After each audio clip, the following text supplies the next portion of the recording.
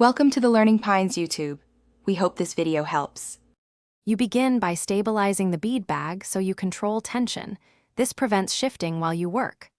Once steady, remove a small section of beads to expose the old thread path and cut the thread a few inches from the knot.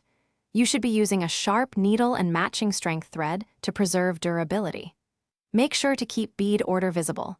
This avoids pattern mistakes. Start the new thread by threading the needle and tying a small stopper knot to anchor it where the old knot was. You now continue by mirroring the original bead path. Follow the sequence and orientation exactly so the bag keeps its shape. As you stitch, pull with even tension. Too tight will warp the bag, too loose will sag. Once you reach natural stress points, stop and test the tension by pressing the beads together, then tie an interim knot to lock the work.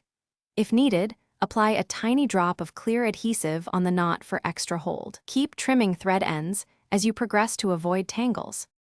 You finish by passing the thread back through several beads to bury the tail, then tie a secure knot tucked into the interior to hide it. If using synthetic thread, melt the trimmed end slightly to prevent fray.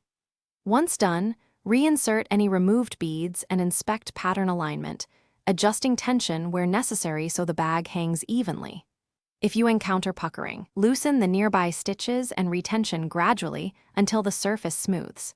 This correction preserves the overall shape and prevents weak points. Thanks for watching.